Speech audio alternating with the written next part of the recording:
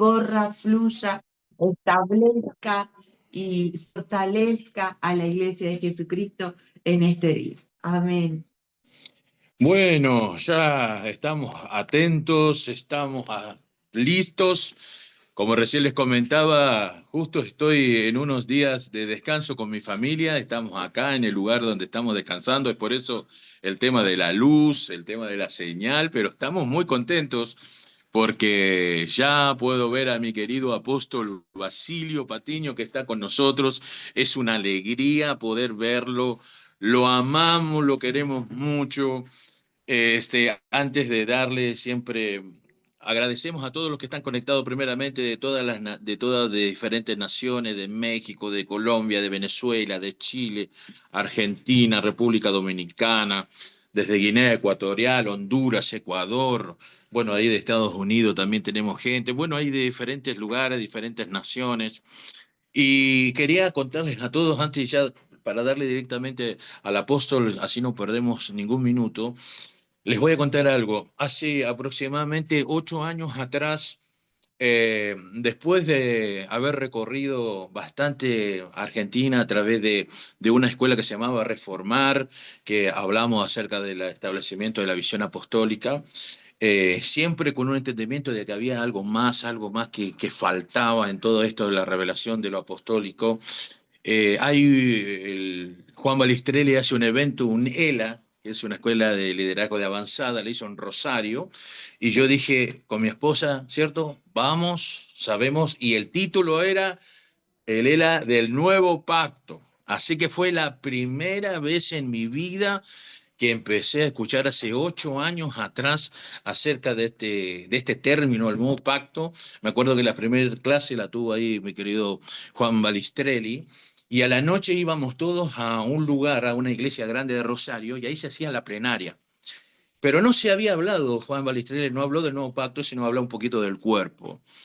Y la primera exposición del Nuevo Pacto la tenía mi querido apóstol Basilio Patiño. Así que imagínense lo que significa para mí tener a la persona que fue la primera persona que escuché hablar del Nuevo Pacto, y le digo la verdad, me fui con un dolor de cabeza, con muchas preguntas, sabiendo que era lo correcto lo que estaba escuchando, pero cuando ahí me di cuenta que esta verdad que se estaba trabajando en la iglesia del Señor. 2 años más tarde, 3 años más tarde, dije, vamos a hacer esta academia para poder ayudar a las personas. Y no solamente tuve esa experiencia linda de haberlo escuchado al apóstol Basilio, sino yo me quedé en el mismo hotel que se quedaron todos los oradores, y ahí en una cena, ¿cierto? Estábamos ahí y lo vimos al apóstol y dijimos, vamos a saludarlo, y lo saludamos, y ahí vimos lo que se predicó, lo vimos en el acto, y vimos esa vida de Cristo. Ahí nos conectamos. Yo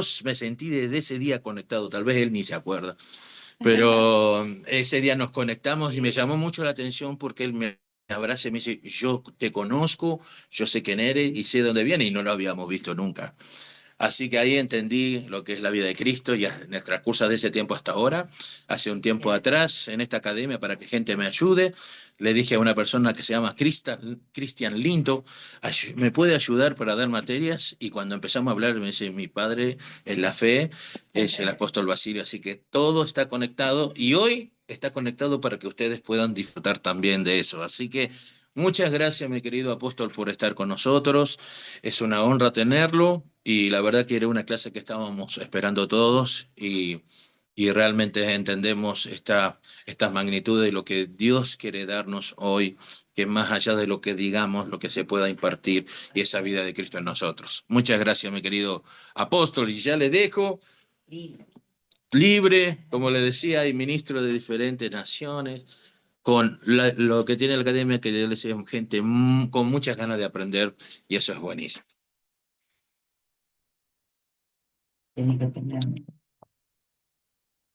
No le estoy escuchando, no sé si hay que prender el micrófono.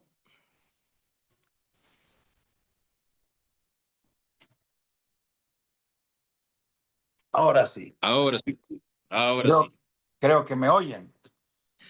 Perfecto, perfecto. Ok, mi amado Jonathan, un abrazo para ti, tu amada esposa, todo el equipo de trabajo allí en Venado Tuerto, Argentina, y con toda esta familia de la fe y ministros de la palabra a nivel internacional. Pues muy complacido de unirme a tu trabajo. Te felicito por esa dedicación a que la palabra entendida sea también extendida a otros. Y este es parte de ese remanente que el Espíritu de Dios está provocando en las naciones a tener un acercamiento, a un diseño, a, a una función más precisa, como lo establece la Escritura, y particularmente a través de lo que es el orden del nuevo pacto. Y hoy quisiera tocar algunos aspectos de lo que tiene que ver con la verdad presente. Primero, cuando la gente escucha lo del nuevo pacto, piensa que es algo nuevo, que es algo que se ha inventado un grupo de predicadores modernos. Están pensando que es una doctrina tal vez para algunos errada, otros consideran que es un movimiento como los que han surgido y va a pasar. Pero lo que muchos no entienden es que el nuevo pacto no es tan nuevo, es mucho más antiguo que el viejo pacto, porque este nuevo pacto es la expresión en el tiempo del pacto eterno, del que el Padre y el Hijo hicieron antes de la fundación del mundo para llevar a cabo la creación de todas las cosas y poner en marcha ese plan original, la intención primera de Dios de crear en Cristo, por Cristo y para Cristo, todas las cosas. Y en todo ese orden creado, hacer que Cristo sea el todo, en todo y en todos.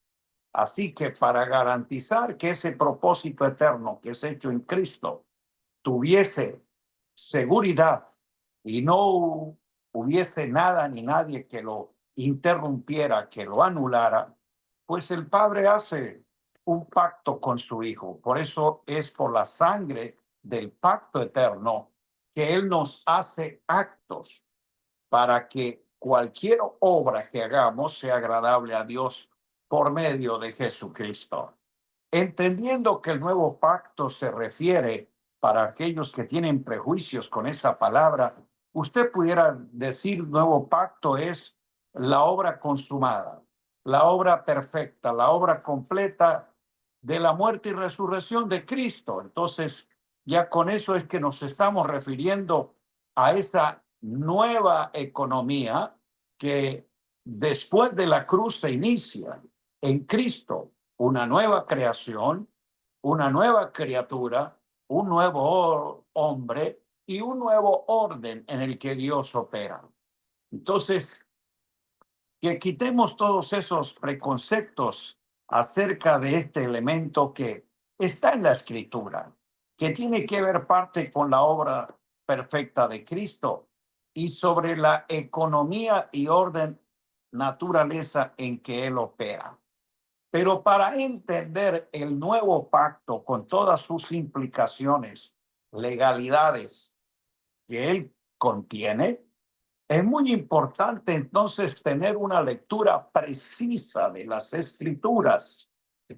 Y para que nosotros podamos comprender de lo que es la revelación progresiva de Dios, de ese propósito eterno, y cómo desde Génesis hasta Apocalipsis hay un hilo conductor que nos muestra la revelación de Jesucristo.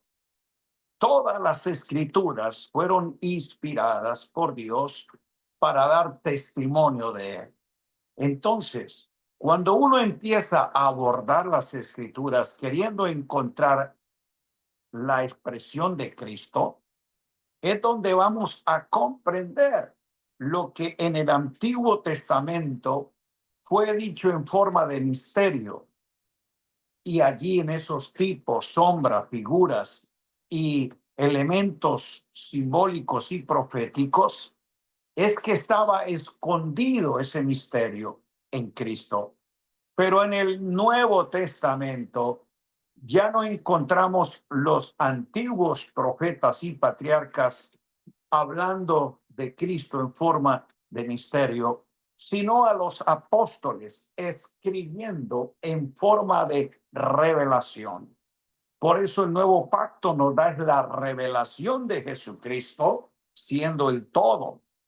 Y para entender nosotros la revelación del misterio de Cristo dado a los apóstoles para que sea el fundamento y el orden en que se edifique la iglesia, pues entramos a un elemento muy importante por el cual los apóstoles oraban, que todos los creyentes de Colosas, de Éfeso, de Filipos y donde quiera iban, recibiesen iluminación, se alumbrara su entendimiento y se les aclarara de estas riquezas de gloria y riquezas de gracia dispensadas en Cristo. Por eso nosotros hoy creemos que el Espíritu de Dios está iluminando y dándonos más precisión para poner el lente correcto y entender las cosas que ya fueron escritas.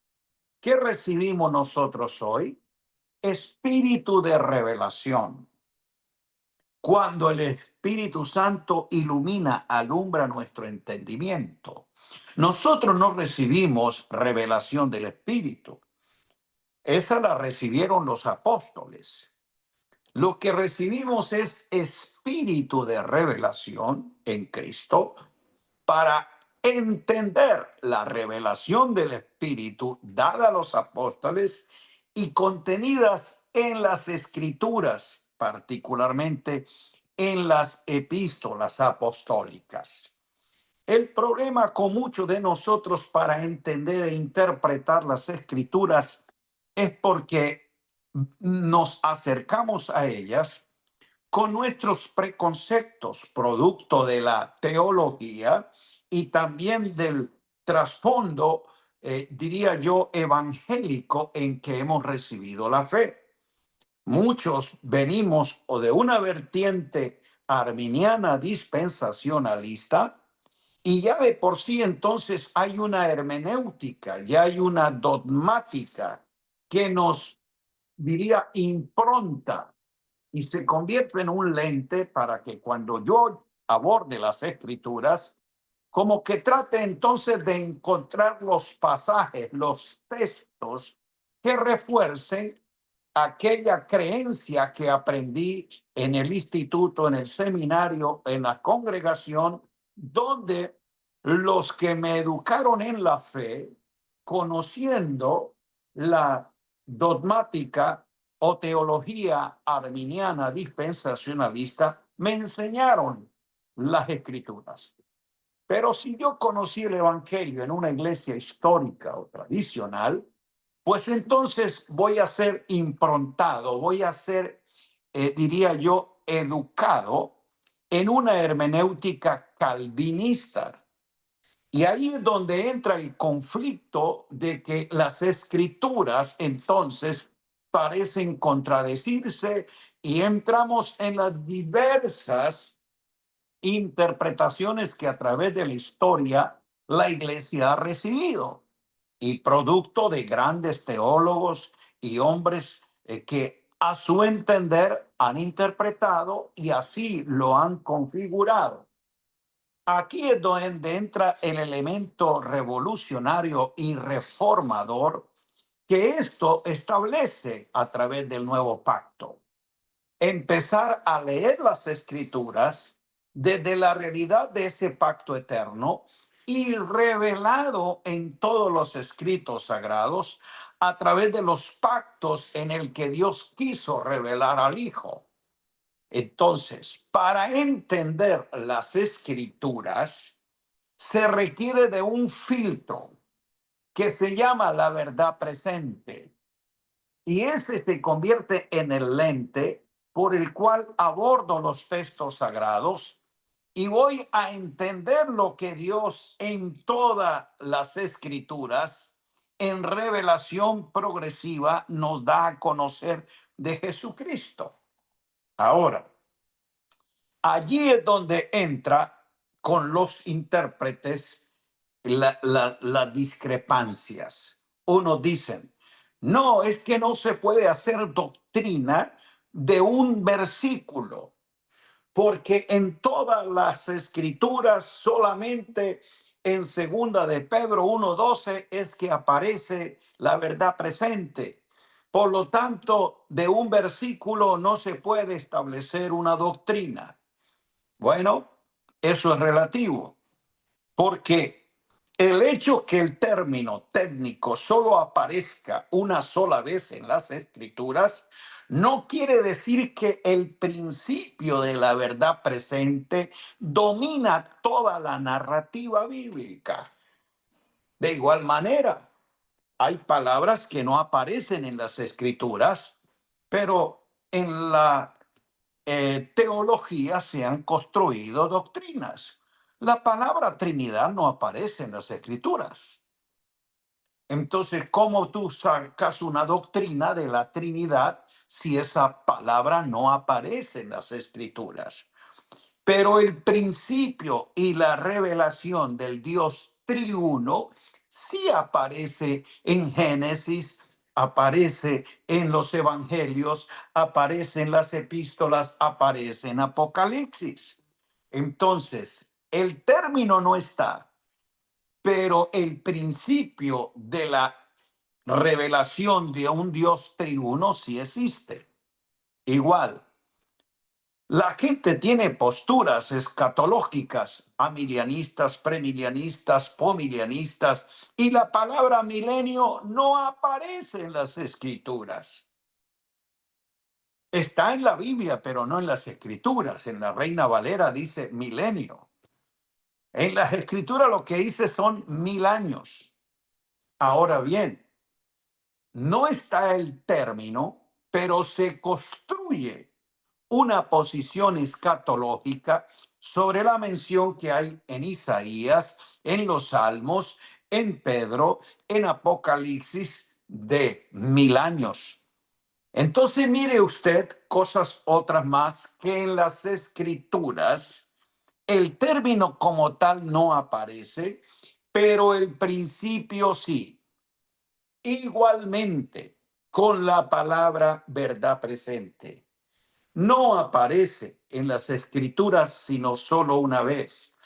Pero el principio, cuando decimos qué es lo que significa verdad presente, entonces vamos a saber que estuvo operativo en todos los tratos en que Dios revelaba al hombre sus planes y sus intenciones. ¿Qué es verdad presente? Bueno, vamos a verlo como término técnico y como término teológico para verlo en las escrituras, el principio operando en la revelación progresiva de Jesucristo a través de las escrituras. La palabra es el término técnico parousia aletheia o pareimi, lo que está cerca, lo que viene. Y aletheia es verdad o realidad de algo sustancial. ¿De dónde Pedro usa el término técnico? Pues de un contexto sociopolítico. En la época de los reyes se establecía una palabra al momento que definía lo que iba a gobernar en vigencia y presencia del rey que tenía el dominio. Lo explico. Un rey va a la batalla, conquista tal territorio, somete a otro rey, le despoja de su autoridad y allí él o a través de un pregonero daban un anuncio oficial a ese territorio diciendo: a partir de ahora, todos ustedes, habitantes, ciudadanos de, menciona el pueblo, la ciudad o provincia, están bajo el gobierno de, y menciona el rey que ha vencido. Esa verdad declaraba que el rey entraba a tener dominio y autoridad sobre esa gente, sobre su cultura, sobre sus bienes, sobre sus propiedades, y ellos ahora tenían que estar sometidos al gobierno, al reino del rey que había vencido. Esa proclama se llamaba parousia aletheia, porque era la verdad al momento, lo que está a la mano, la declaración que se hace por la venida de un rey que tomó dominio. Y su declaración, su aletheia, se convierte en la realidad para el presente. Verdad y realidad que iba a estar válida hasta tanto otro rey viniese y le venciera y lo desplazara. Pero mientras él tenía el dominio, la verdad presente para toda esa gente estaba bajo el gobierno del rey. Esa es la idea para que se entienda el principio. Cuando Pablo y Pedro y los apóstoles enseñan de que estemos afirmados en estas cosas, que recordemos aquello que Dios ha declarado, aunque ustedes la sepan, dijo Pablo, yo se las voy a recordar, yo las voy a estar transmitiendo, las voy a estar afirmando, porque quiero que estén confirmados en la verdad presente. ¿Qué es lo que ellos quieren a estos creyentes que han pasado en su gran mayoría del judaísmo a la fe en Cristo, que se han convertido al evangelio y ahora ellos están bajo otro gobierno? Porque recuerde, ellos han salido del sistema judaico donde el orden de Aarón, donde la ley de Moisés y donde toda la economía de ese viejo pacto gobernaba sobre sus vidas, sobre su fe. Está diciendo, ahora entró, ahora vino, ahora ha llegado un rey superior. Cristo, según el orden de Melquisedec, por su muerte y resurrección, Dios lo ha exaltado a lo sumo, lo ha declarado Señor y Cristo. Él tiene dominio en el cielo y en la tierra. Por tanto, yo os digo, Jesús establece, hablando por el Padre, por eso Dios nos habla ahora por el Hijo, porque Él es la voz que está presente, Él es el mensaje a la mano, el que está vigente, y ahora ha sido desplazado, diríamos, el reino anterior, el reino de Moisés, el reino de Aarón, el reino de la ley. Lo que estaba para ustedes vigente y les gobernaba, ya quedó inservible porque ha venido otro mayor y ha establecido un orden que mientras nadie lo supere, lo desplace o lo venza, ese orden seguirá gobernándoles. Ustedes están ahora bajo ese dominio. Y aquí es entonces la grandeza del nuevo pacto, y es que Cristo se sentó en el trono teniendo dominio en el cielo y en la tierra, y por decreto de Dios ha establecido un nuevo orden, el orden de Melquisedec. Ha traído una nueva economía, la economía de la gracia de Dios, y ha establecido un nuevo reino.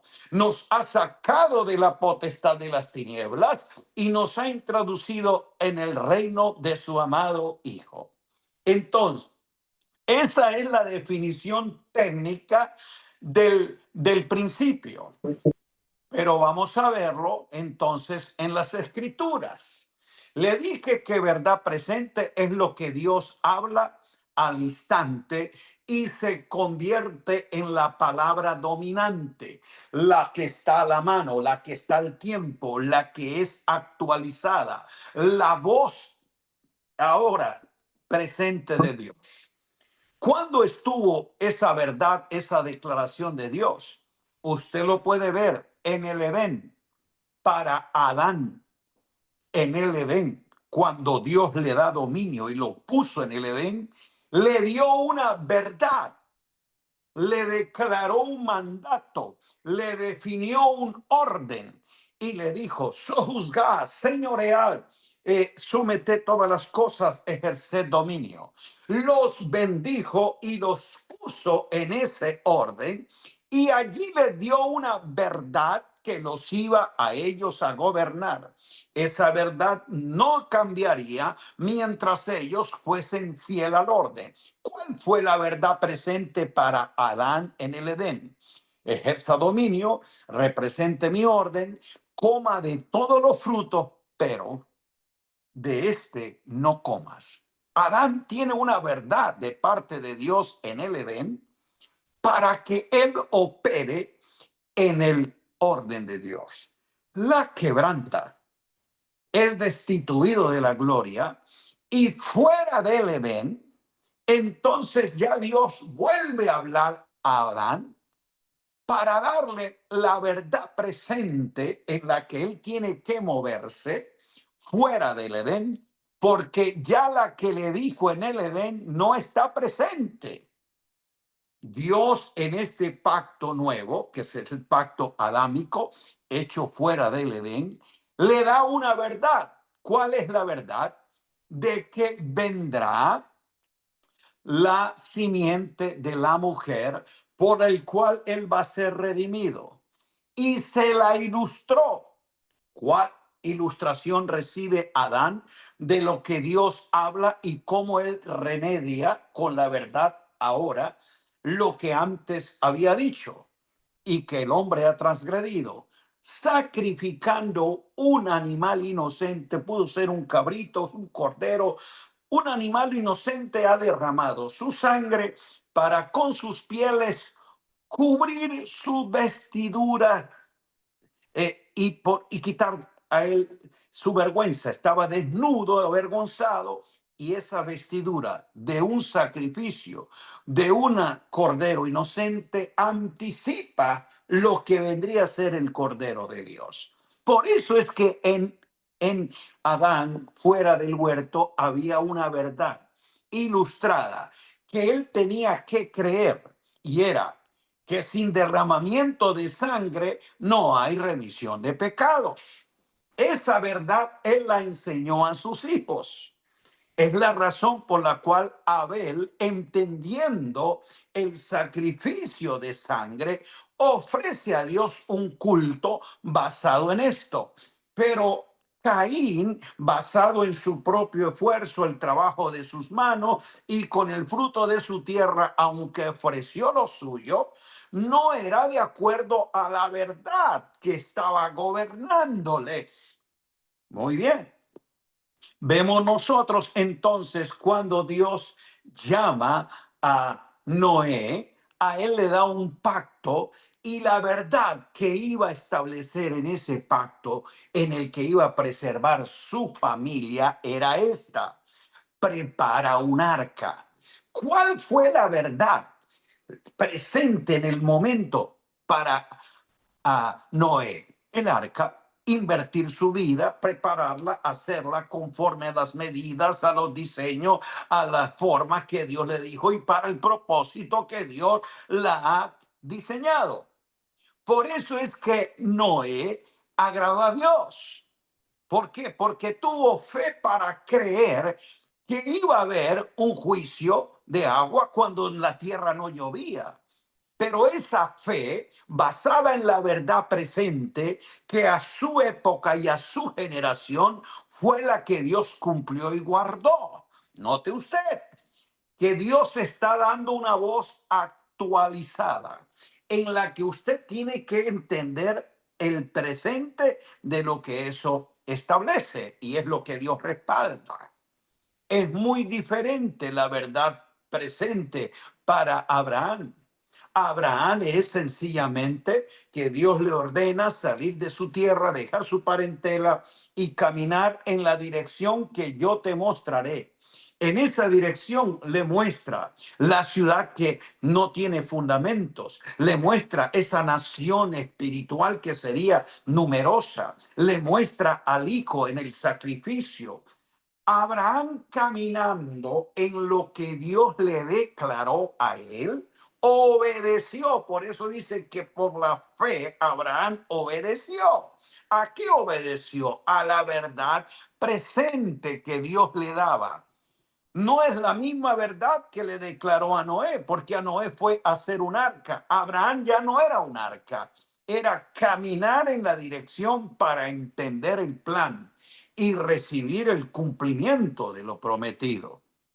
Ahora bien, Dios levanta luego de su descendencia una nación, y a esa nación Israel, Dios le da una verdad que la va a gobernar. Por medio de Moisés, le enseña las leyes, les da el pacto en el que les va a preservar, lo que Dios les promete bendecirles si ellos son fieles a la verdad que ese pacto contiene. Entonces, había una verdad presente para Moisés y para Israel en esa economía de ley. ¿Cuál era? Guardar la ley, construir el tabernáculo y ofrecer el culto a Dios a la manera de Dios.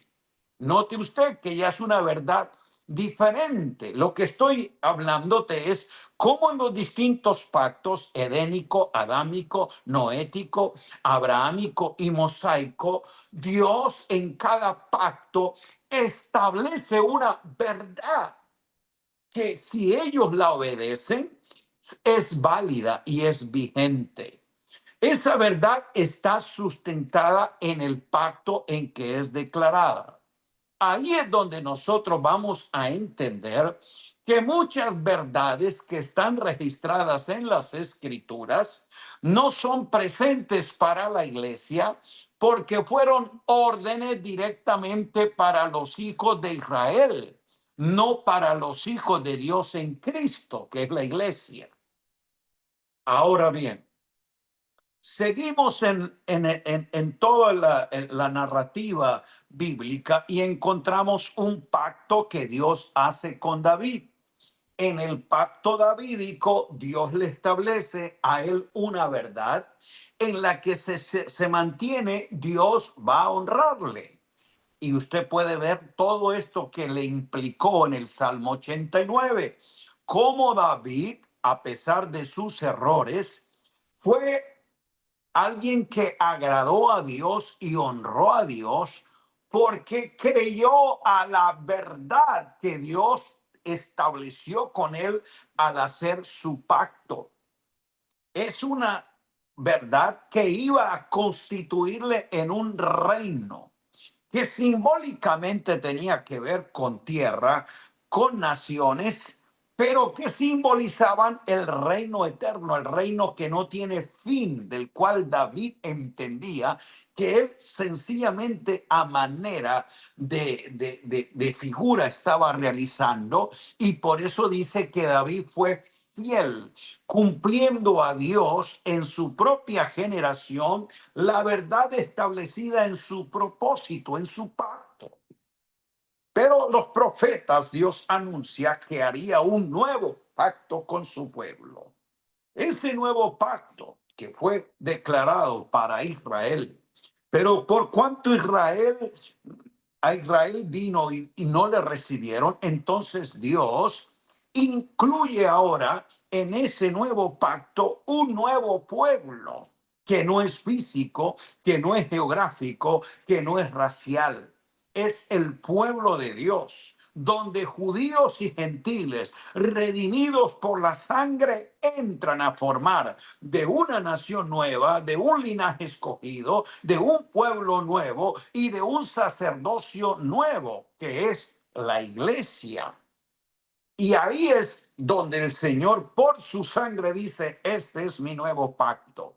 Y cuando Él declara que su tarea está concluida, consumada, ha tenido dominio de que todo lo que anteriormente fue dicho, ahora en Él está cumplido. Por lo tanto, Cristo presente y ahora Él siendo autor de una salvación más grande, mediador de un mejor pacto y operando en un mejor sacerdocio y ministerio, declara, Dios nos habla ahora por el Hijo.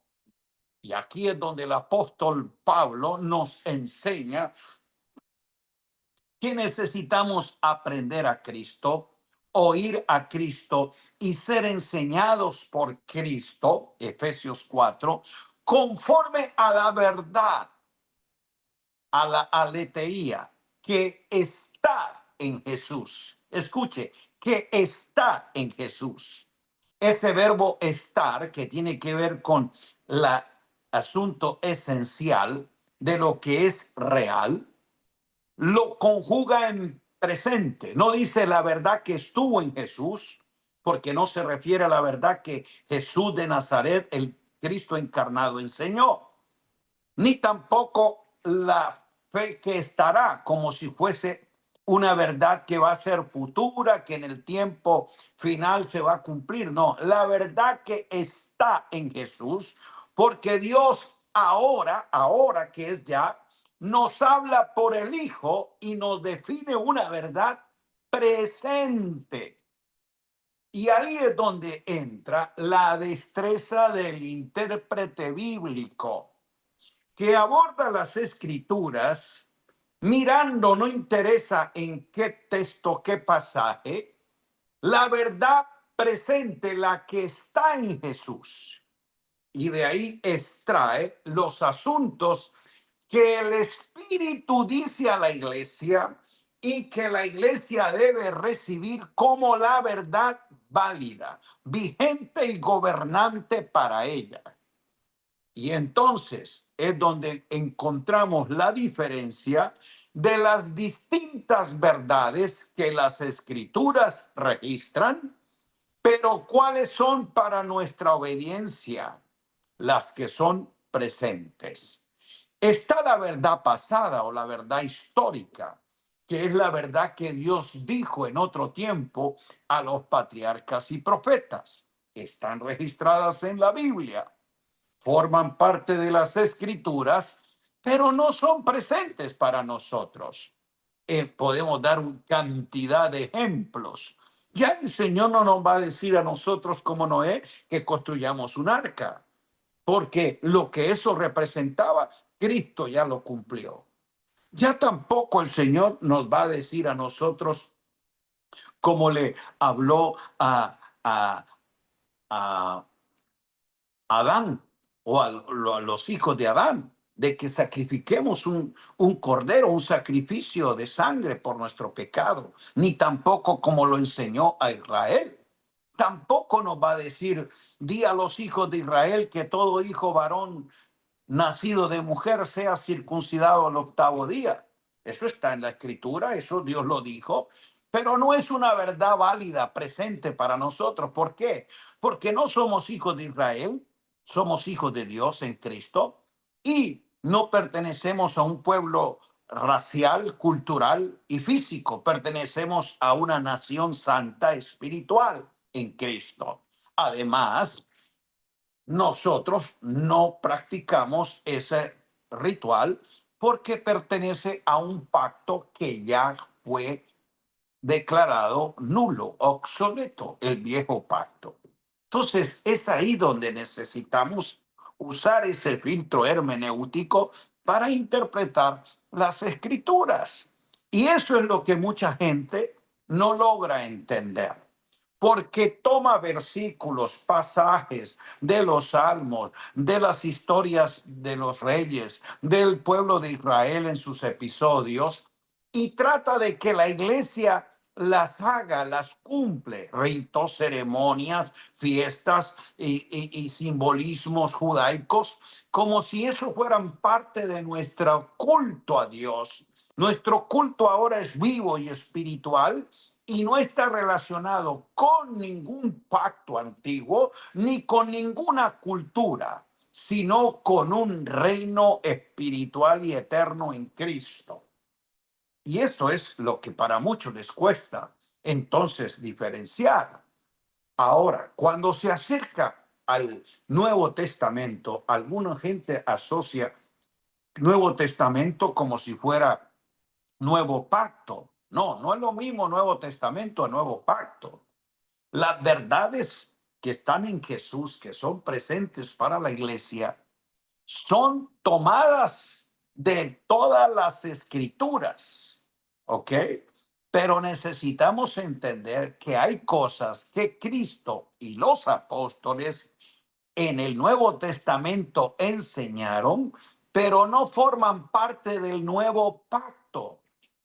¿Por qué? Porque Jesús, recuerde, Cristo Jesús de Nazaret, nacido de mujer y bajo la ley, Él caminó y obedeció los requerimientos del viejo pacto. ¿Y para qué? Para cumplir la ley a fin de que nosotros seamos justificados por la fe. Él sí cumplió las demandas de la ley. Por eso es que Jesús se circuncidó. Ahora, nosotros somos circuncidados, pero en el espíritu, no en el prepucio. Jesús se bautizó porque era un ritual de la ley. Y él dijo, para que cumplamos toda justicia, cuando Juan no quería bautizarle. Pero eso lo hizo Jesús. Él se bautizó en agua, pero Cristo nos bautiza en espíritu. Por eso el mismo Juan dijo, yo a la verdad os bautizo en agua, pero detrás de mí viene uno más poderoso que yo, el cual os bautizará no en agua, sino en espíritu. Y ese es el bautismo que recibimos en Cristo. Somos bautizados en un mismo espíritu, somos bautizados en un mismo cuerpo, somos bautizados en una misma fe, porque somos sumergidos en las realidades de Cristo, no en un asunto de agua que es simbólico. Ahora bien, muchas enseñanzas que Jesús de Nazaret dio a los discípulos antes de la cruz fue para instruirles a ellos bajo la ley, y lo dijo antes de la cruz. Por eso es que muchas cosas que Jesús de Nazaret enseñó no aplican a la iglesia, porque las verdades que son válidas y presentes para la iglesia se originan desde el nuevo pacto. Y dijimos que el nuevo pacto legalmente se establece y entra su operación después de, no antes de, después de su muerte y resurrección. El mismo Jesús lo habló cuando les mostró a ellos el símbolo de la copa, que es su sangre, y del pan, que es su cuerpo. Dijo, esto es el nuevo pacto. Él habló de que sería consumado en su muerte y validado por su resurrección. Es consumado cuando el cordero es inmolado para quitar el pecado del mundo, cosa que no hacía el cordero del antiguo pacto. Perdonaba el pecado de los hijos de Israel. Pero el Jesús es el Cordero de Dios, no que perdona los pecados para los hijos de Israel, sino que quita el pecado del mundo judío, del mundo gentil, porque ahora ese es el mundo nuevo de Dios, por el cual entregó a su Hijo unigénito.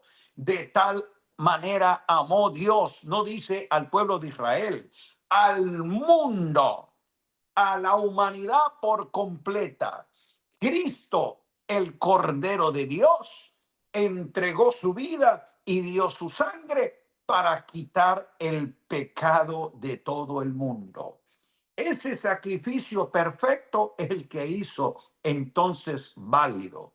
Pero por su resurrección es que se hace que el pacto sea efectivo, en el sentido de que nosotros, ahora los hijos de Dios, recibimos los derechos de herencia que un nuevo testamento nos otorga, donde la decisión soberana, voluntaria del Padre, por medio de Cristo, que es el fiador, el garante, para que ese pacto tenga validez y eficacia.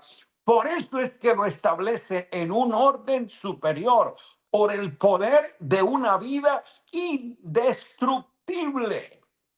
Todos los sumos sacerdotes del viejo pacto perecieron, pero Cristo, el sumo sacerdote de este nuevo pacto, vive para siempre, intercediendo para que esos derechos legales de herencia, los llamados, los reciban. Por eso es que en las escrituras del Nuevo Testamento es que están clasificadas y registradas las verdades presentes que el Espíritu dice a la iglesia, no a Israel, sino a la iglesia, para que pueda oír y obedecer lo que Dios le ha establecido. La pericia de todo ministro de Cristo establecido por el Cristo ascendido, apóstoles, profetas, evangelistas, pastores y maestros, son ministros competentes del nuevo pacto que con pericia trazan la palabra de verdad. Ese trazo quiere decir marca una separación, define con precisión qué va y qué no va. Por muchos, no usar la verdad presente como el filtro que me ayuda a medir, a precisar y a trazar las escrituras, mezclamos los actos interpretando con prejuicios denominacionales y tomamos textos de las escrituras y se lo aplicamos a la iglesia, porque no sabemos qué es la verdad presente. Y de eso hay muchos ejemplos que pudiésemos usar en el Nuevo Testamento, porque muchos practican asuntos que son simbólicos, rituales, pero por un asunto de tradición, pero no por validez. Pongamos el ungir con aceite. En los círculos pentecostales se habla de que esa es la unción del Espíritu y si alguien lo unge, recibe la unción, recibe el fuego y es bautizado con el Espíritu. Lo usamos para ir a orar por los enfermos. ¿Y de dónde sacamos eso? Bueno, de una práctica que viene desde el Antiguo Testamento, cuando se manda a fabricar el aceite ungido para ungir las cosas sagradas y dedicar a los sacerdotes, profetas y reyes en asuntos del ministerio de ese viejo pacto. Tomado de allí, se toma entonces a la iglesia porque hay versículos que dicen y irán a los enfermos ungiéndoles con aceite. Eso lo habló Jesús de Nazaret. ¿Ok? Porque era una práctica dada para los judíos, pero no tenía nada que ver con unción de poder, sino ungiendo a los enfermos con aceite. No era para echarle fuera demonios, es un acto de misericordia para vendar las heridas, aliviar el dolor de los que estaban postrados. Es lo mismo que dice Santiago. Si alguno está enfermo, llame a los ancianos de la iglesia, oren por él, ungiéndole con aceite. Si usted no sabe qué es el término ungir, lo usa desde su preconcepto denominacional, tradicional, y cree que es ponerle aceite a alguien. Pero ungir ahí es crío, que tiene que ver con aseo. Era un aceite, no ese ungido que usaba el sacerdote en el santuario. Era un aceite medicinal, más de tipo de higiene, con unas especies aromáticas para quitar los malos olores y dar una especie de aseo a aquellos cuerpos que estaban por meses postrados en camas, no cómodas, no confortables. Era un acto más de misericordia al enfermo para atenderle en su dolor, pero no tenía nada que ver con unción. Sin embargo, por no entender eso, usamos esos textos y los aplicamos a una práctica que no es lo que la Escritura dice, porque si es la práctica de unción espiritual, no es con aceite. Dice que el que nos unge y el que nos ha ungido es Dios. Y Él no nos ungió con aceite, sino con su espíritu. Y por eso Juan dice, vosotros tenéis la unción del Santo, y esa unción es la que les enseña todas las cosas. Nada que ver con las prácticas interpretaciones que hacemos de textos aislados de las Escrituras. Algunos dicen, bueno, en Primera de Corintios 11 habla de que toda mujer debe usar un velo para orar o profetizar en la congregación. Usted no puede decir de que porque Pablo lo enseña en Corintios es una verdad presente para la iglesia. Él está dando una instrucción correctiva para tratar de remediar un problema de desorden, de desacato de autoridad, y en forma puntual para las mujeres de Corinto, que con respecto al pelo tenían otra manera de entender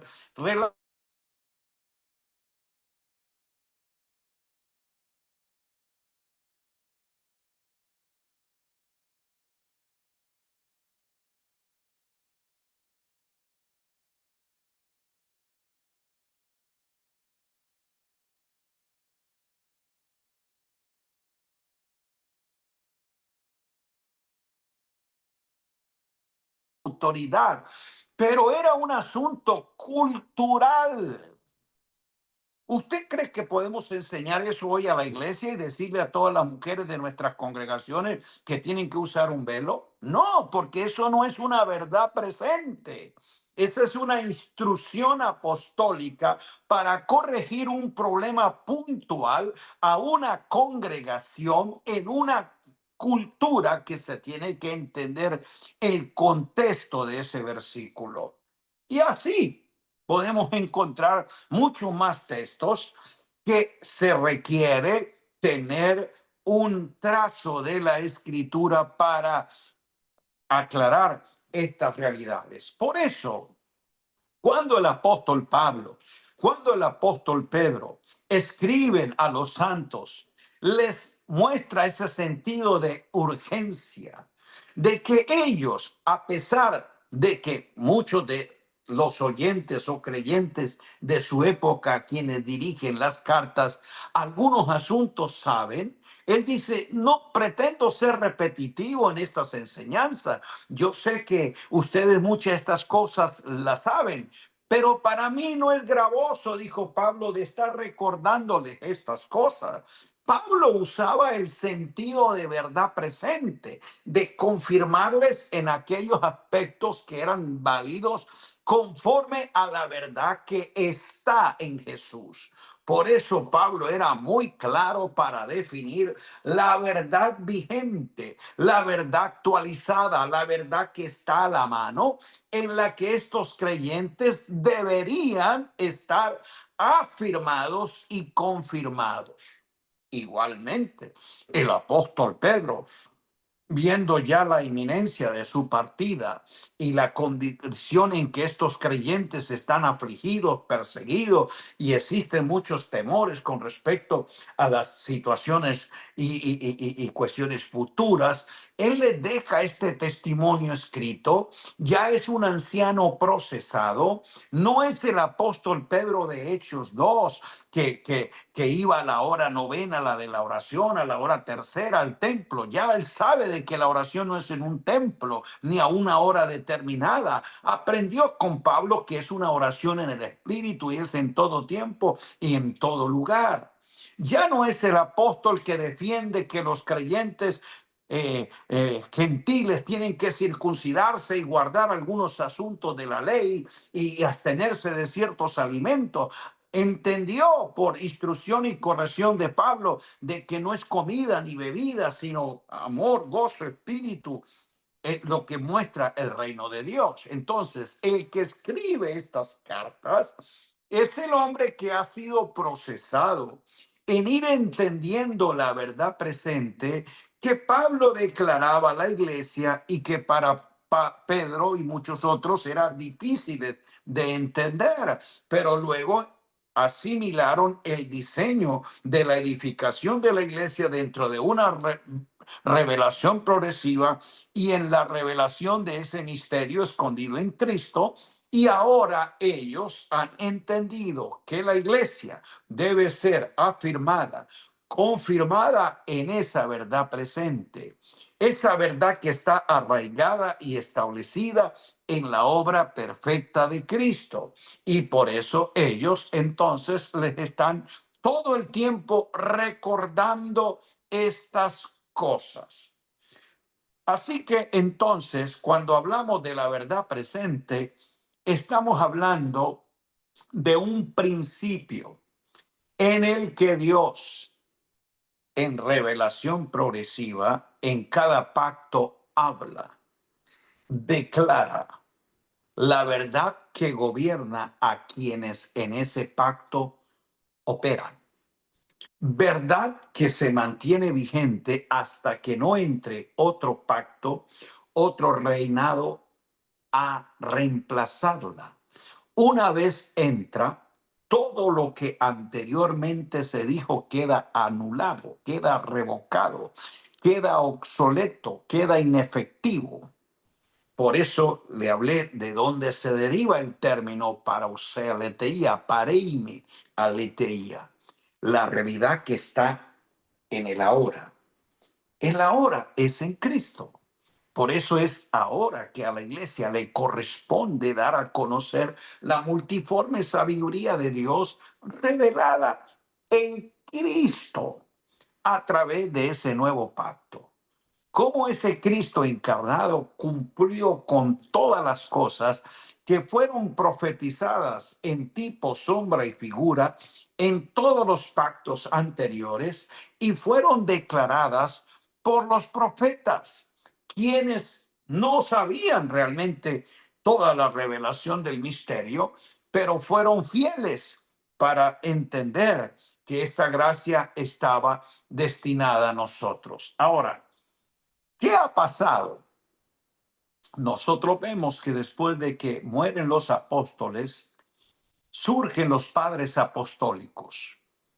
Y ahí es donde empiezan las distintas escuelas de interpretación a hacer su propio análisis hermenéutico. Y eso no es nuevo, porque las escuelas de interpretación surgen de acuerdo a las líneas de donde provengan. Por eso las escuelas de Israel, las escuelas de Jerusalén, eran muy apegadas a una hermenéutica literalista. ¿Y por qué? Porque ellos vienen de las escuelas de los rabinos, celosos de lo que literalmente dice la ley y de esa manera interpretan las escrituras. Si usted va a la escuela de Alejandría, ahí usted va a encontrar que había otro tipo de escuelas. Era la escuela alegórica, la escuela simbólica, donde todos esos padres entendían las escrituras a través de simbolismos y querían encontrar en cada pasaje el simbolismo profético, el significado alegórico de esos textos y construían una manera de entender las escrituras. Luego se genera esa fortaleza de la iglesia de Roma y de la iglesia de Constantinopla con la escuela dogmática. Y es a establecer dogmas desde los cuales las escrituras van a ser definidas la fe de los creyentes. Y es donde viene entonces la cantidad de concilios, donde se construyen los credos, donde se crea una dogmática para tratar de que la fe fuese definida dentro de esos parámetros. Y ahí vemos entonces cómo en la historia se han ido mezclando las interpretaciones de las escrituras y cada uno pues defendiendo a criterio lo que entiende. Pero necesitamos recobrar la tarea apostólica, la que Pablo, la que Pedro, la que Juan fueron dando a las iglesias para enseñar la verdad que está en Jesús. Y ahí es donde viene la diligencia de este proceso entonces que tenemos ahora, en el que nuestras mentes se tienen que desmontar de todos esos paradigmas. Nuestra forma de abordar las escrituras libre de todo preconcepto y leerlas sin ningún lente o impronta denominacional, sino que con un espíritu abierto pedir al Señor que alumbre nuestro entendimiento y poder entender las escrituras basado en la verdad que está en Jesús.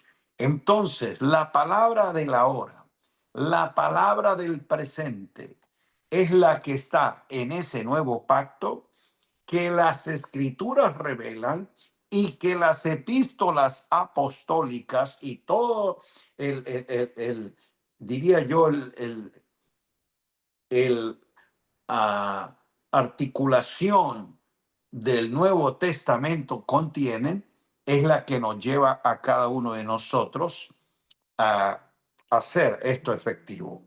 Esperamos que no nos pase a nosotros lo que le sucedió al pueblo de Israel, que no entienden lo que Dios dice y lo que es presente para un momento puntual, lo perpetúan, lo convierten en tradición y luego la tradición en una traición a lo que Dios quiere que ellos obedezcan. No sé si ustedes conocen aquel episodio, pongo esto como ejemplo, en número 21, cuando el pueblo de Israel murmuraba contra Dios en el desierto y se provocaron a ira al santo de Israel y él emitió un juicio. Recuerda las serpientes ardientes que iban en el desierto y entonces hacían daño a los israelitas.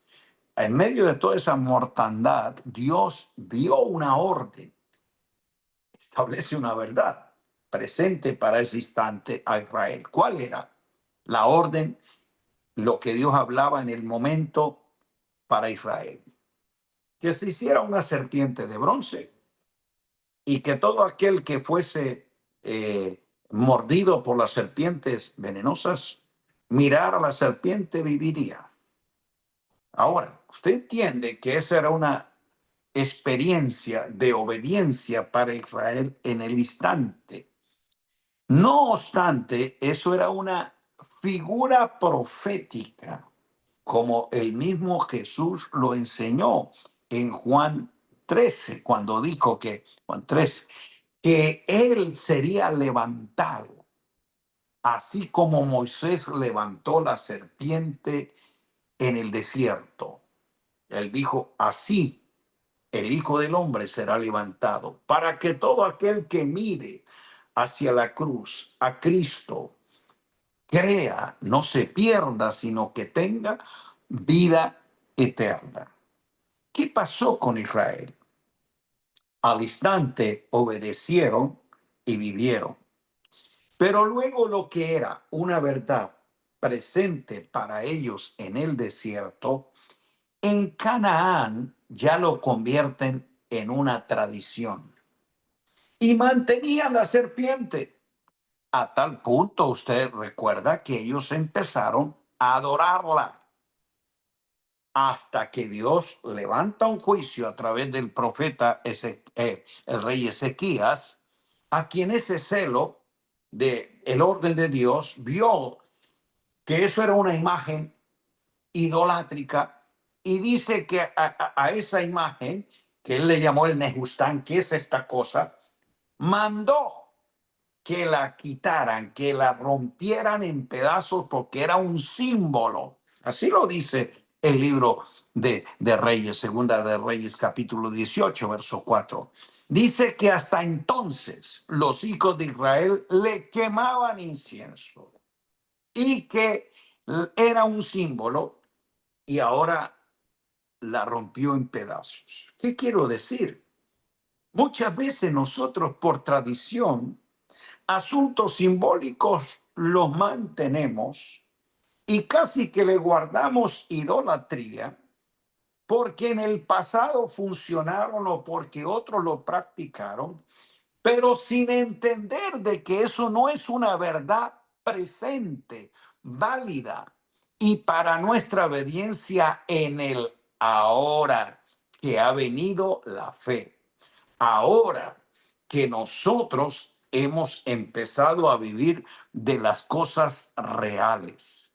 Entonces, si no somos cuidadosos y diligentes para vivir por la palabra que en el ahora Dios nos da por su boca, hablando a través del Hijo, nos podemos volver también presuntuosos, insensibles, como los hijos de Israel, y podemos estar idolatrando simbolismos que no tienen vigencia para el presente.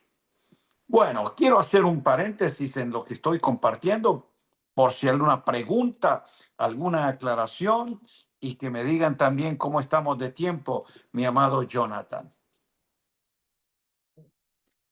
No, de tiempo sí, estamos bien. No sé si hay alguno que tal vez en este momento tenga alguna pregunta para poder hacerlo. Para mí ha sido claro, ha sido contundente, pero puedo entender que tal vez alguno tenga alguna pregunta frente a lo que estamos hablando. No sé si alguno quiere hacerla.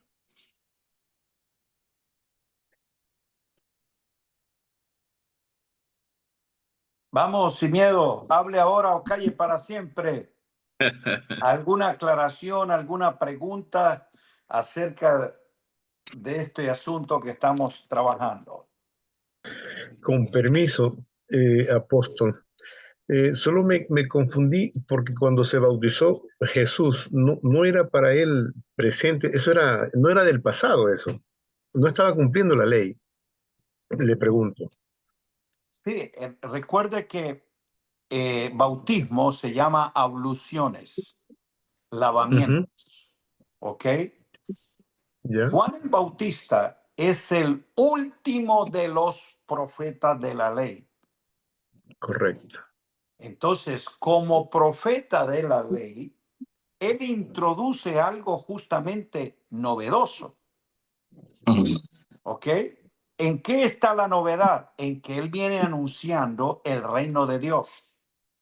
¿Y a quién les predicaba él acerca del reino de Dios? A los judíos. ¿Cuál era la concepción que tenían del reino de Dios los judíos?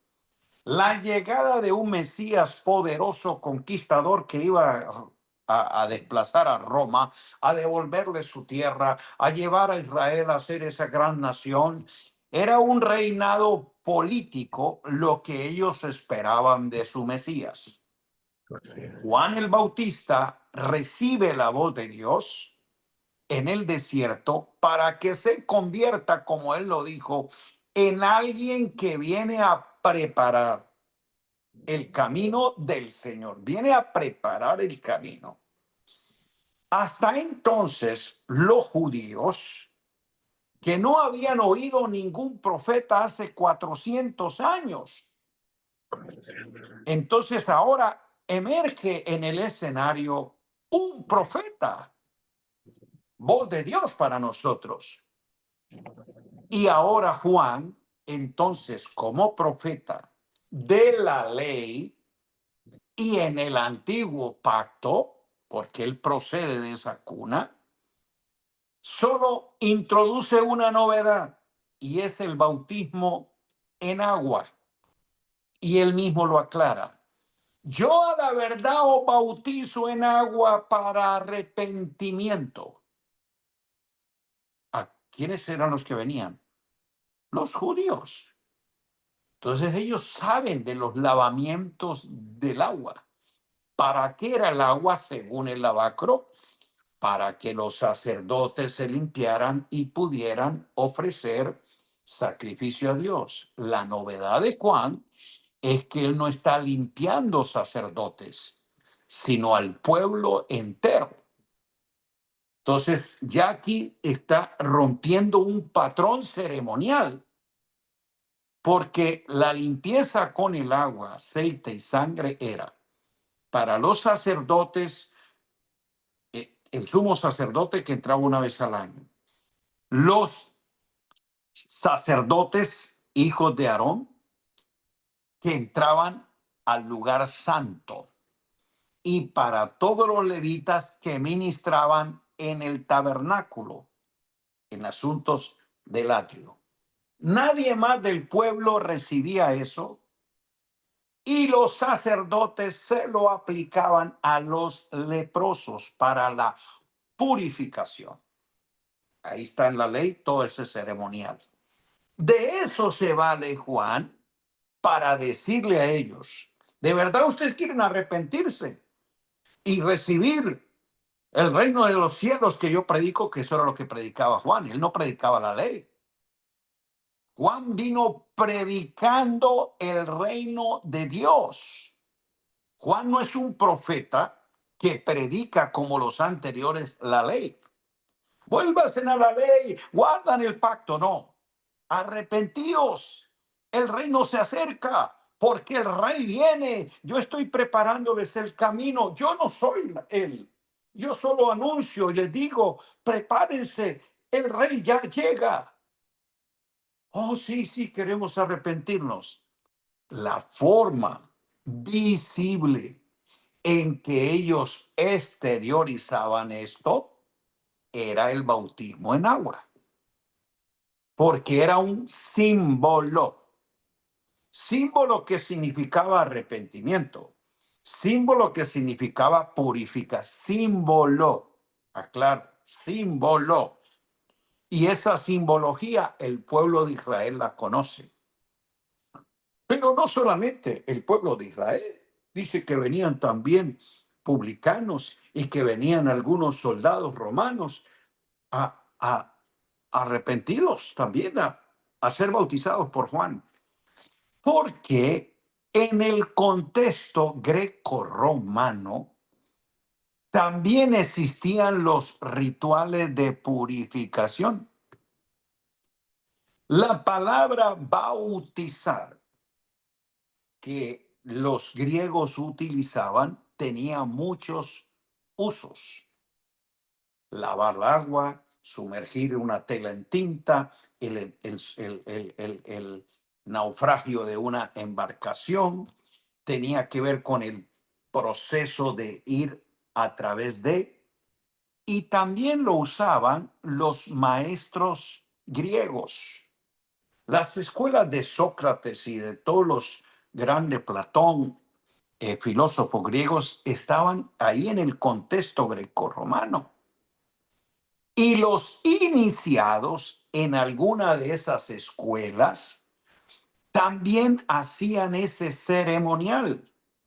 Los que se iniciaban en las ciencias gnósticas tenían ese ceremonial. Las sacerdotisas, sacerdotes del culto romano también tenían ese ceremonial. Y muchos de ellos usaban las vestiduras blancas, las batas blancas, señal de pureza de entrega, porque era la manera de que un iniciado se sometía a un proceso de formación. Para ellos tenía otro significado distinto al de los judíos. Pero también en las escuelas filosóficas de los griegos se practicaba el bautismo. ¿Okay? Ahí es donde usted puede entender por qué Pablo habla de varios bautismos. E inclusive habla de que algunos se bautizaban por los muertos, porque todo esto tenía que ver con creencias acerca de un ritual. Juana Clara, yo a la verdad os bautizo en agua, yo. Note que no fue que él establece eso, dice, pero detrás de mí viene uno más poderoso que yo, el cual los bautizar no en agua. Él viene a bautizarles en el Espíritu Santo y fuego, que es otra connotación de purificación, fuego. Entonces, Juan introduce un elemento simbólico novedoso y para el momento. Por eso es que muchos de esos discípulos seguían a Juan y ahora siguen a Jesús. Y si usted lee en Juan, dice, y muchos de los discípulos de Jesús también bautizaban. ¿De quién lo habían aprendido? A bautizar en agua, cuando la gente se arrepentía y creía en Dios y recibía el evangelio. Pues de Juan, porque ellos eran discípulos de Juan. Pero el relato bíblico aclara, mas Jesús no bautizaba a nadie. Mire que Jesús, estando en el pacto de la ley, donde este bautismo en agua fue puesto en función, no bautizaba a nadie. Y él dio la orden de ir a bautizarles, y no se refiere a agua, sino en el nombre, porque tiene que ver con abatistei.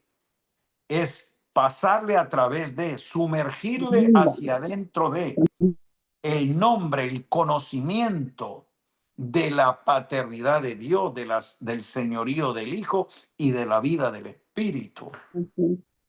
Y por eso cuando Juan entiende esto, entonces lo aclara. Jesús no bautizaba a nadie ni ordenó a nadie bautizar en agua.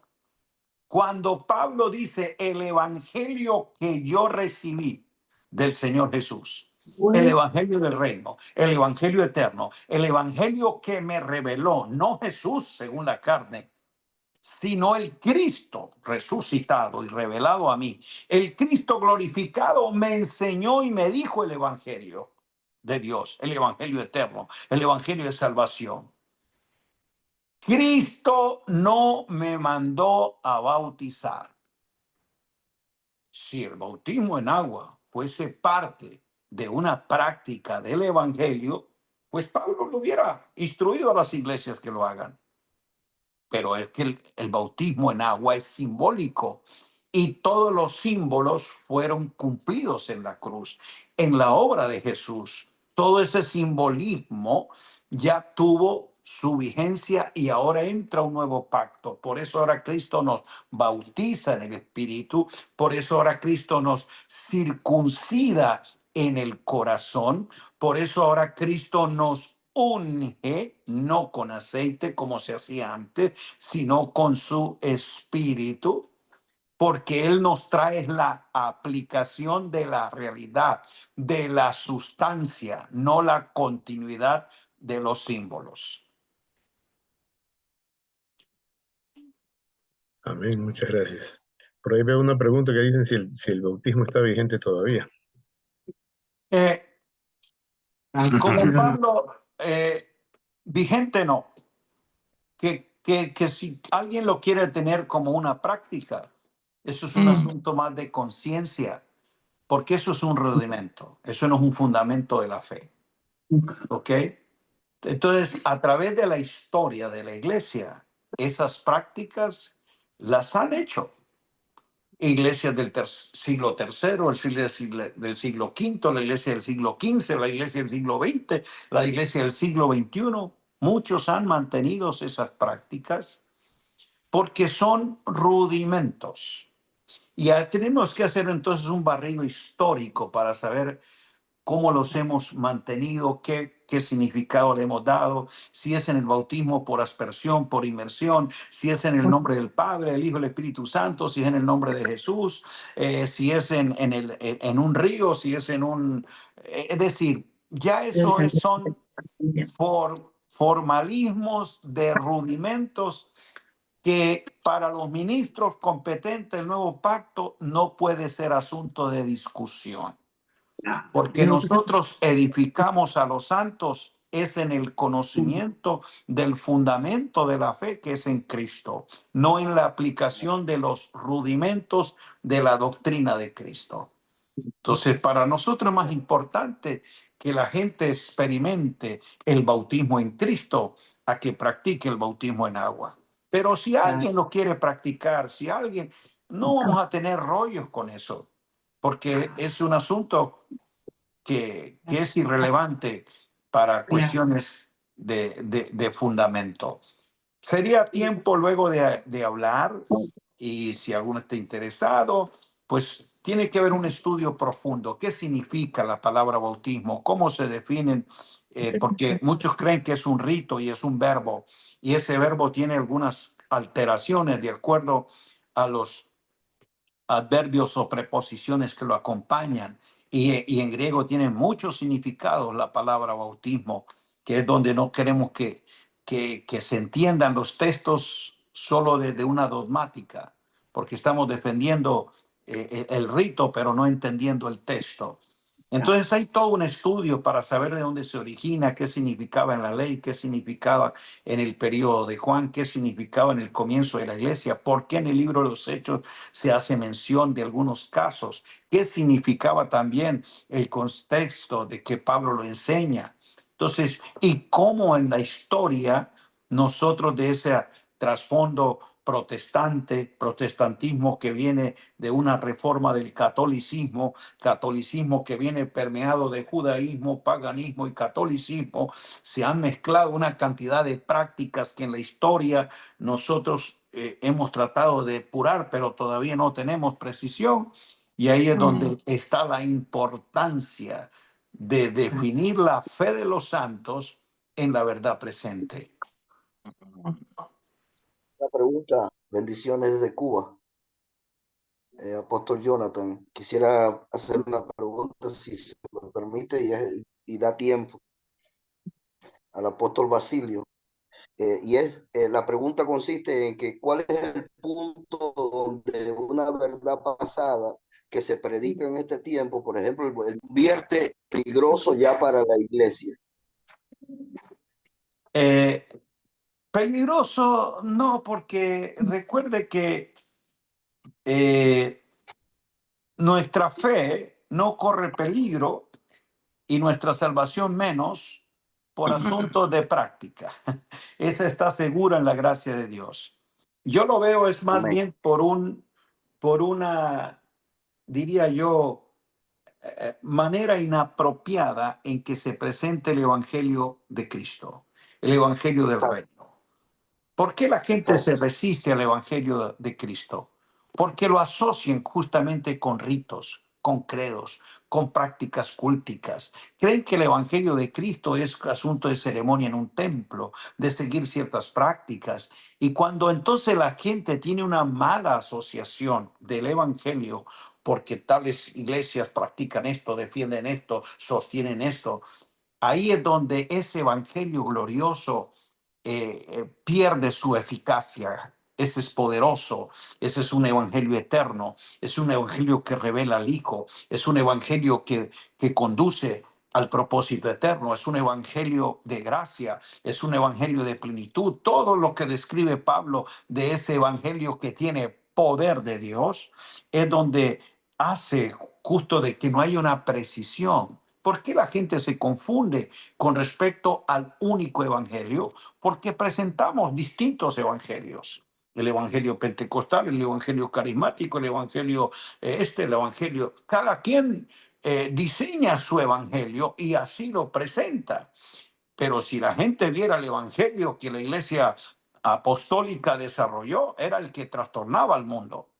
Entonces, para mí está más en la mala administración de ese orden en el que el evangelio tiene que ser presentado. Y lo veo de esta manera, más con asunto de administración. Si nosotros somos niños y nos nutrimos de leche, que son todos estos rudimentos, todas estas prácticas, vamos a ser inexpertos en la palabra de justicia. Y mientras el heredero es niño, dice Pablo, va a estar en una mentalidad de esclavo, siendo señor de todo, no tiene capacidad de administrar la herencia. Esto que estamos enseñando no es por un asunto de salvación, sino de administración de la herencia que los salvos tienen. ¿Cuáles son esas herencias? Cristo, nuestras riquezas de gloria. Cristo tiene, que es nuestra herencia completa, que ser administrado. Pero no se puede administrar cuando con una mentalidad infantil, peleándonos por rudimentos, nos alejamos de una presentación clara, precisa, unívoca del Evangelio de Cristo. Y aquí es entonces que nadie le confía la administración de un negocio a un niño que no tiene capacidad de juicio, porque piensa como niño, habla como niño y juzga como niño. Cuando un creyente, un ministro, empieza a discutir, a alegar, a enojarse conmigo por un rudimento, creo que está peleando por un juguete, porque eso no es sustancial en la fe. Cristo es la sustancia, la esencia del Dios invisible que tiene que ser revelado. en realidad de vida, no en formas, no en ritos, no en ceremonias, no en prácticas, sino en sustancia. Entonces, ser preciso en esto nos lleva a ser entendidos para que podamos no pensar ni juzgar como niños. Porque un niño piensa en juguetes, en distracción y en cosas de un mal lenguaje.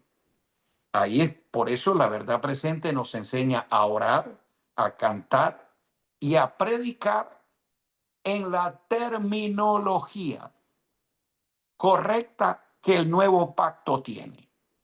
El nuevo pacto, por ser una economía en la que se administran estas realidades espirituales en Cristo, tiene un lenguaje, tiene un orden, tiene un modelo. Ese es el que todos necesitamos ir buscando con precisión. No lo sé todo, pero la iluminación que está en los hijos de Dios me puede dar claridad sobre un punto que para mí todavía no es completo, pero me hace más efectivo. Por eso un ministro competente, que quiere decir profesional, diestro, perito, experto, es el que está continuamente siendo más diestro para trazar bien la palabra de verdad. Un mal trazo en la escritura atrasa la edificación. Y yo creo que ese es el asunto. Porque si no hay una iglesia edificada en Cristo, no va a haber expresión genuina, real, del reino de Cristo, que es lo que la gente necesita ver. Ellos no necesitan oír más evangélicos, con cada uno con su evangelio. Necesitan oír el evangelio de Cristo, que tiene poder. Pero cuando ese evangelio está mezclado, presentado con todas estas cosas que nosotros hemos arrastrado, es lo que crea, como dijo Pablo, no es que haya otro evangelio, sino que nosotros les hemos añadido cosas que el evangelio no tiene y la tradición se las ha puesto. Y el rollo es que cuando más practicamos algo, más lo defendemos. Por eso a la gente que lleva años haciendo algo, le cuesta renunciar a lo que por tantos años ya conoce. Y esto creo que es uno de los procesos más difíciles. Hay una frase que ha dicho mi querido apóstol que encierra, creo que un poquito lo que estamos hablando. No todo lo que está escrito en la Biblia es como una verdad presente para lo que estamos viviendo. Ni en el antiguo pacto, y lo que me llamó mucho la atención, que también en el nuevo ocurren muchas cosas que eran determinantes para un momento, para un lugar, específicamente para un pueblo, para una iglesia en este caso, ni hablar cuando Pablo dice que las mujeres callen en la congregación, por ejemplo, en donde se tomó ese versículo para hacer Ajá. callar las voces de las mujeres, cuando era un problema específico, por qué estaba diciendo eso. Y quiero reafirmar lo que ha dicho mi querido apóstol también, que en este decir y en establecer estos principios apostólicos, el apóstol es clave para ver con los ojos de la verdad presente. Si usted se queda encerrado en lo que se pudo decir acerca del bautismo, cuando hubo una narrativa de una hora acerca de lo que es la verdad presente, entramos en estas, que esto al enemigo le viene de 10, entrar en estas niñerías, en estos, va o no va, yo siempre digo, "Bueno, si quiere seguir bautizando, siga bautizando".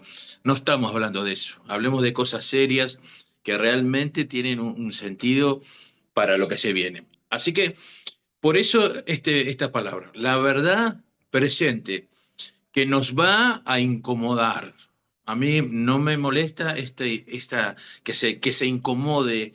La verdad incomoda, sobre todo como cuando hay una mentira que se ha repetido durante tantos años y se nos ha dicho como una verdad.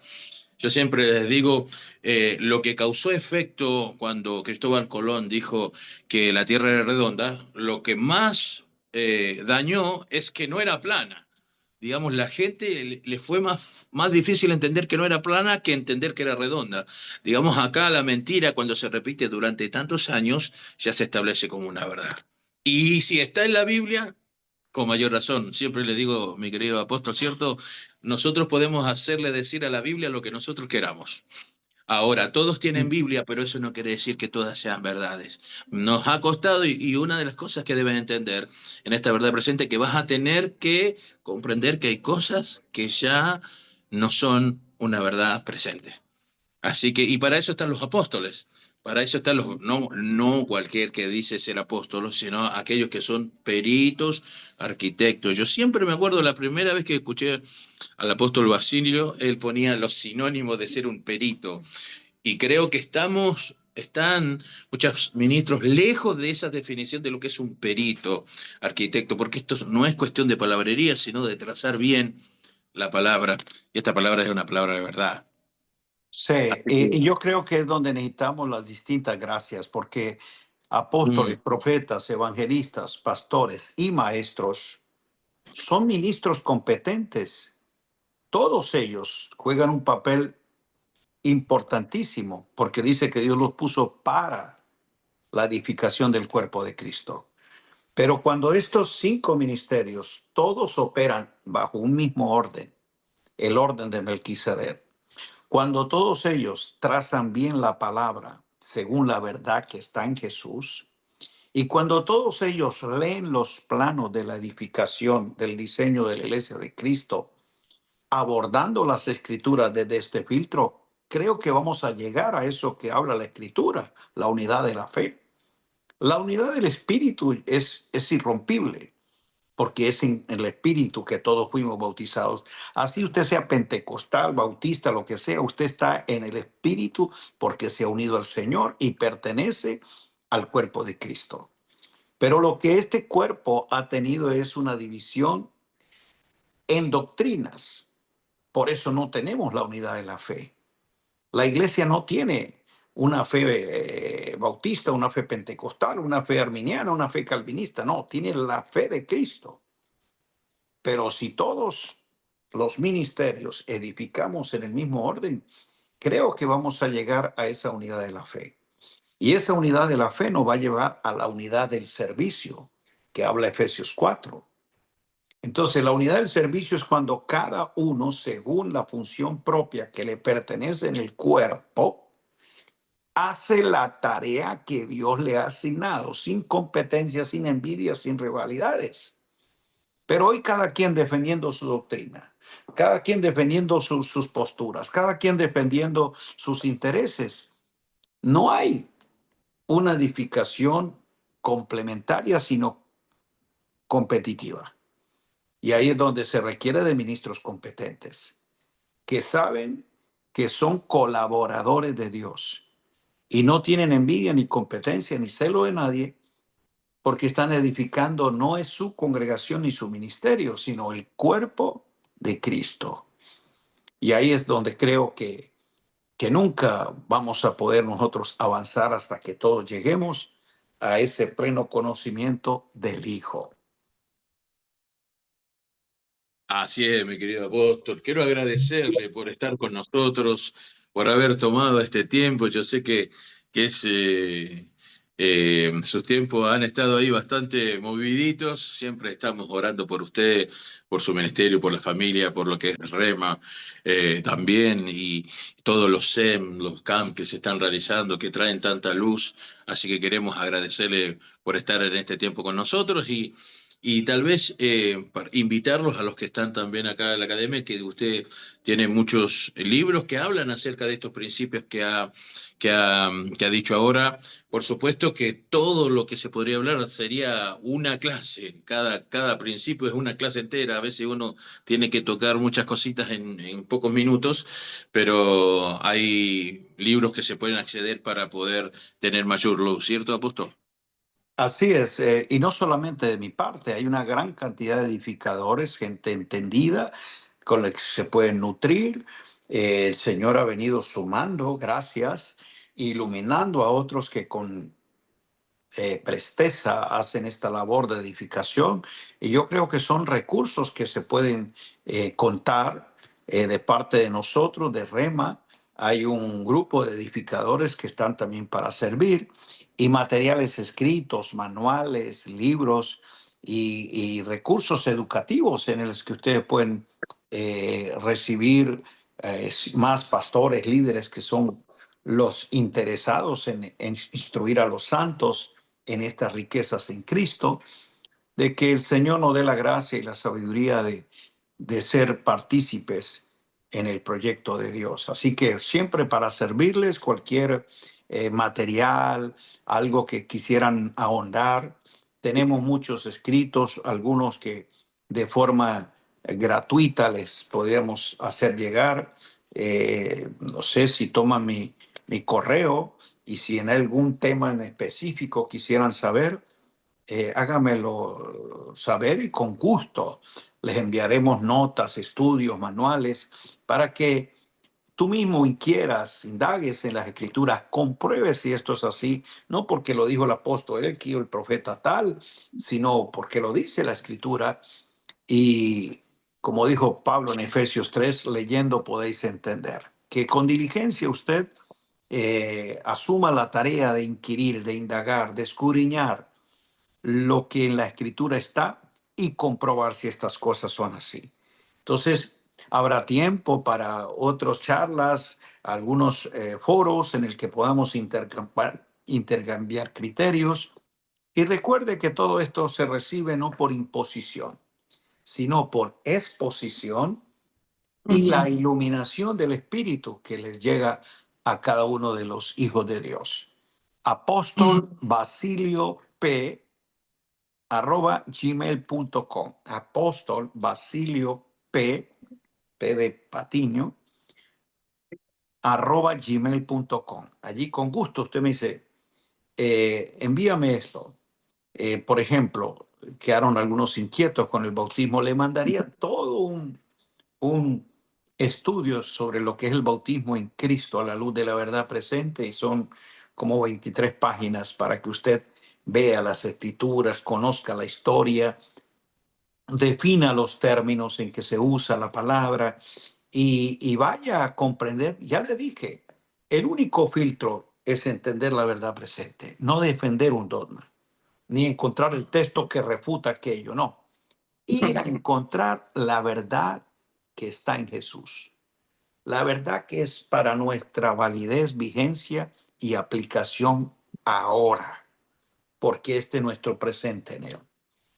Entonces, oro que el Señor ilumine a cada uno de ustedes en este ejercicio. Padre, gracias por la vida del apóstol Jonathan, el trabajo que realiza todo el equipo de apoyo.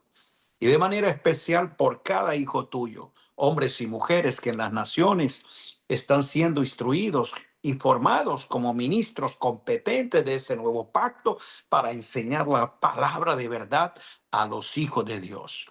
Palabra de gracia que tiene poder para santificar, sobreedificar y dar herencia a cada uno de los salvados. Oro, Padre de la gloria, que sus mentes y corazones reciban la iluminación del Espíritu, para que entendiendo y encarnando esta verdad la proclamen con firmeza, con claridad. Queremos ver tu iglesia, Señor, edificada en el orden, en el diseño celestial. Queremos ver a los hijos de Dios manifestando esa poderosa gloria en las naciones.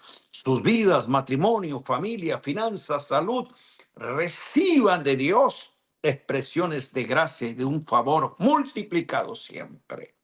Celebro, Señor, tu bondad en nuestra vida y el privilegio de compartir con estos tus hijos este tiempo y esta palabra. A ti la gloria por siempre, mi Dios y Señor. Amén. Un abrazo a todos. Hasta la próxima. Les amamos y siempre para servirles. Gracias y paz. Gracias, apóstol. Lo queremos mucho, los abrazamos y gracias por estar con nosotros. Ok, gracias. Gracias y Gracias. paz. Muchísimas gracias.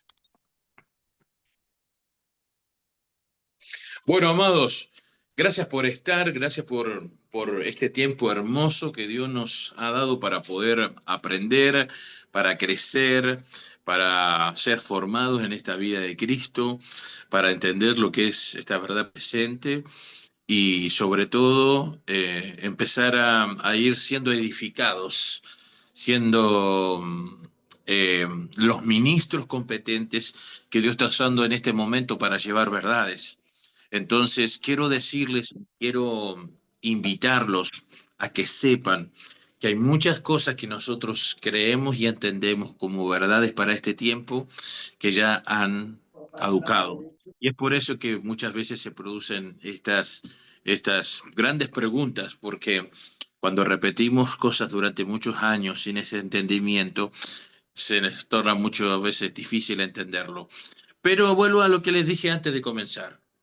Esto no tiene que ver con lo que ha dicho el apóstol, con lo que digo yo, sino como Jesús le dijo a Pedro. Esto no te lo reveló ni carne ni sangre, sino mi Padre que está en los cielos. Así que también los invito a que no hable lo que no entiende.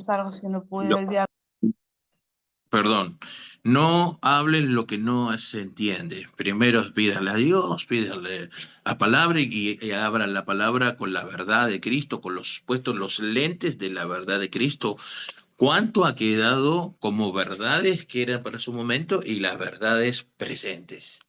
Y cuando se usa el término presente, usted no tenga su presente como usted entiende lo que es presente y que es aquí ahora, sino en la eternidad, porque la eternidad es un eterno presente, es un pasado, presente y futuro, todo en uno.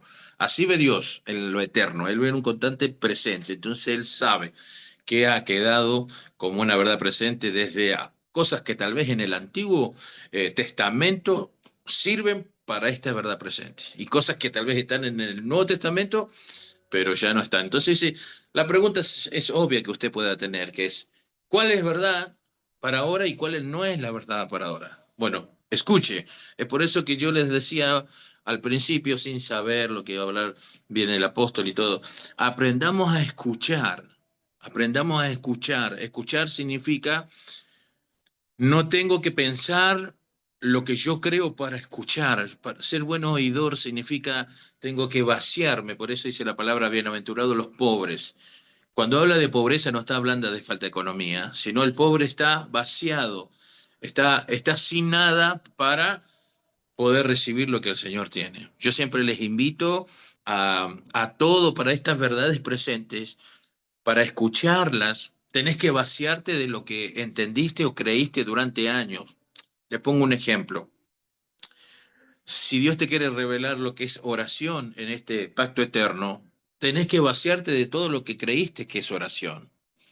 Y tal vez te vas a dar cuenta que lo que sí, hay algunos principios que sí quedaron y los traes y formas, pero para eso tenés que declararte en una bancarrota, digamos, no tengo nada.